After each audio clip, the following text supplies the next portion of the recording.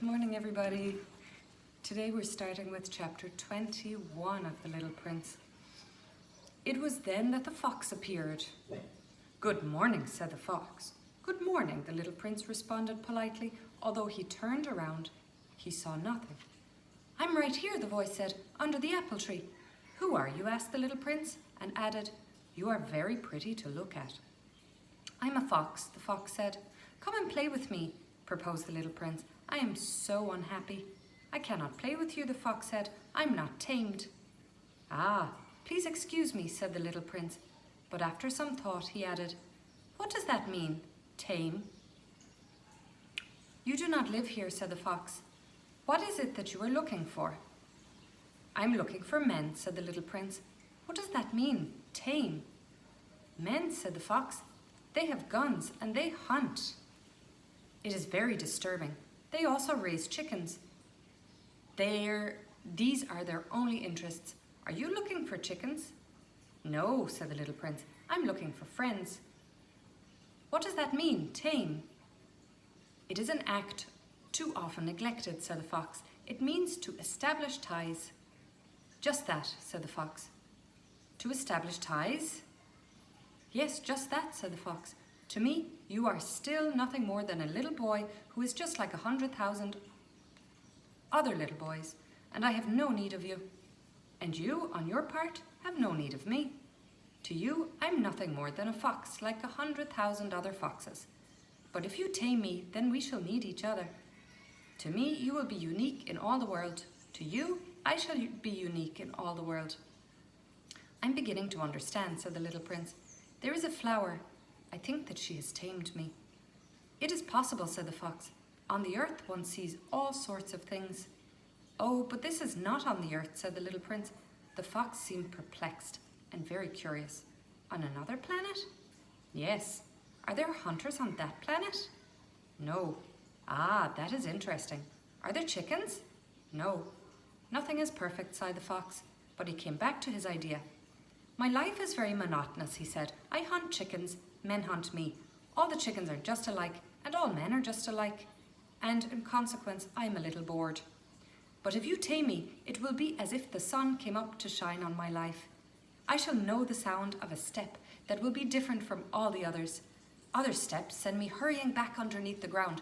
Yours will call me, like music, out of my burrow.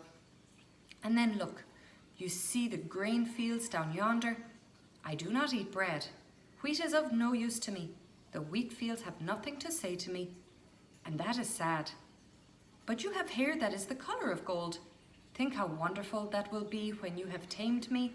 The grain, which is also golden, will bring me back to the thought of you, and I shall love to listen to the wind in the wheat." The fox gazed at the little prince for a long time. "Please, tame me," he said. "I want to, very much," the little prince replied, "but I have not much time. I have friends to discover, and a great many things to understand." "One only understands the things that one tames," said the fox. "Men have no more time to understand anything. They buy things already made at the shops. But there is no shop anywhere where one can buy friendship, and so men have no friends anymore. If you want a friend, tame me." "What must I do to tame you?" asked the little prince. "You must be very patient," replied the fox. "First you will sit down at a little distance from me, like that, in the grass. I shall look at you out of the corner of my eye, and you will say nothing. Words are the source of misunderstandings, but you will sit a little closer to me every day." The next day the little prince came back. "It would have been better to come back at the same hour," said the fox. "If, for example, you came at 4 o'clock in the afternoon, then at 3 o'clock I shall begin to be happy. I shall feel happier and happier as the hour advances. At 4 o'clock I shall already be worrying and jumping about. I shall show you how happy I am. But if you come at just any time, I shall never know at what hour my heart is to be ready to greet you. One must observe the proper rites." "What is a rite?" asked the little prince. "Those also are actions too often neglected," said the fox.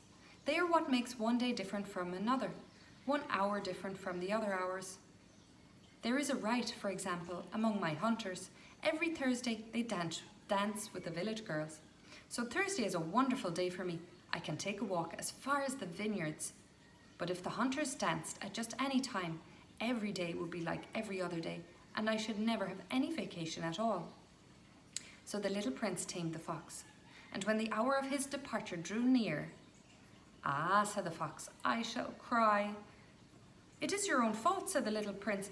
"I never wished you any sort of harm, but you wanted me to tame you." "Yes, that is so," said the fox. "But now you were going to cry," said the little prince. "Yes, that is so," said the fox. "Then it has done you no good at all." "It has done me good," said the fox, "because of the colour of the wheat of the fields." And then he added, "Go and look again at the roses. You will understand now that yours is unique in all the world. Then come back to say goodbye to me, and I will make you a present of a secret." I'm going to show you the pictures. Here's the little prince with the fox.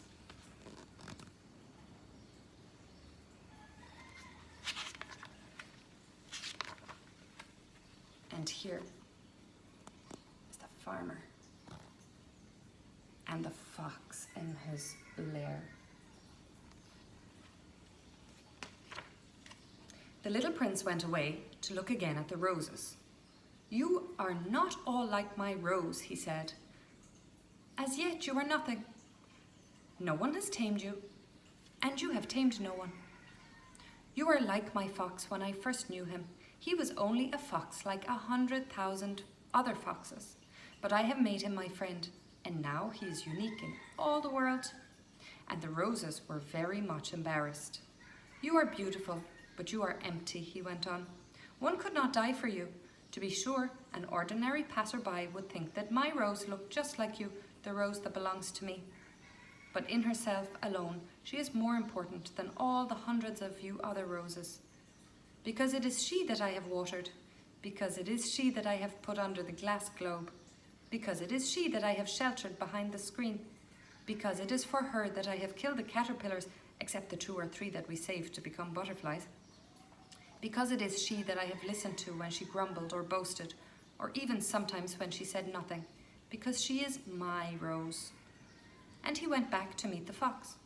"Goodbye," he said. "Goodbye," said the fox. "And now here is my secret, a very simple secret. It is only with the heart that one can see rightly. What is essential is invisible to the eye."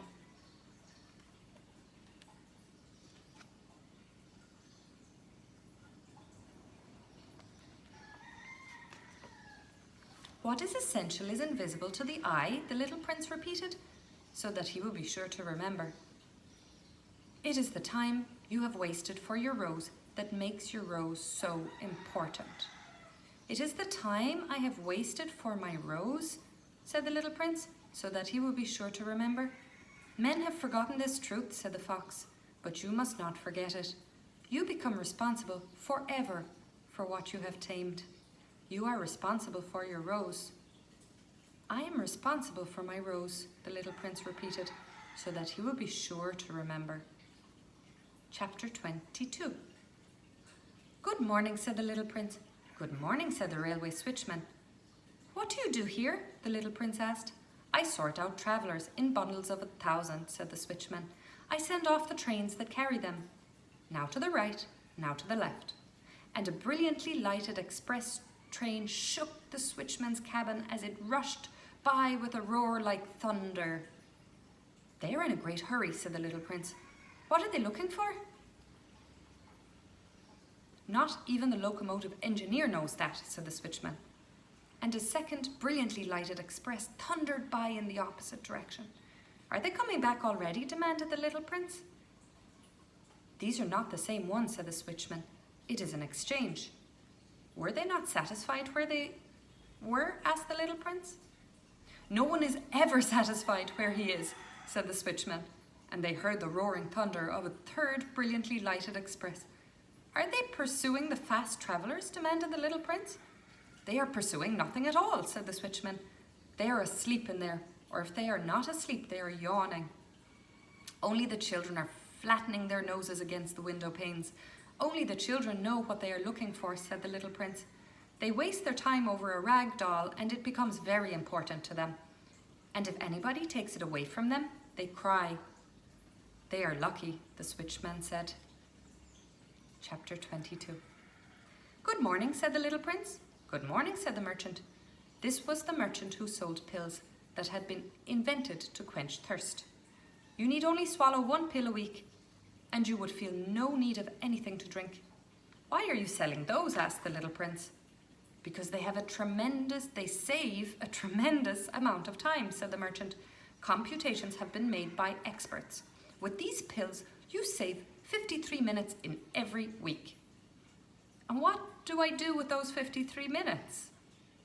Anything you like. As for me, said the little prince to himself, if I had 53 minutes to spend as I liked, I should walk at my leisure toward a spring of fresh water. I wonder what he would do there. He would drink water, I guess. Here's a picture of the spring. Have a wonderful day. See you tomorrow.